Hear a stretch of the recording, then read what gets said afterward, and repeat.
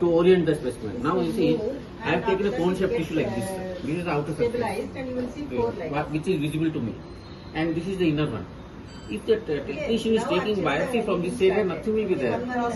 He has to take it from this ectocervical area. While using the leap as well as the cone also, leap or LEDs, whatever it is, the same synonym.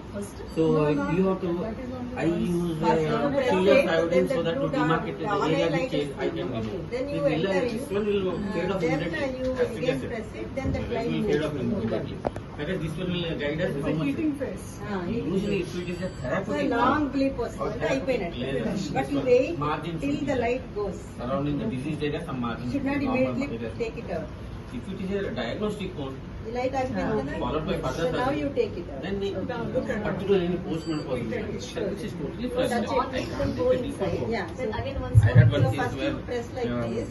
patient had to go for emergency You surgery will see after the blue light. Okay. You understand? Then you Not go here, in long years back, somewhere else. and you apply So steady you have and to be very. everything. From that, I Then you learned that press I have to be very again. cautious in such situations. You will see the light moving.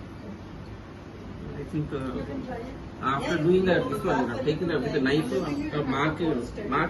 demarcate it at 2 places, not 1 place. Sir. If I am putting at 1 place, it may not be this one. At 2 places, I have to fix the areas. There are 2 different color sutures. Yes. And then, once the cone tissue is removed, I don't know whether the inner margin, endocervical canal is free or not. I will take a curette. I will take a curette.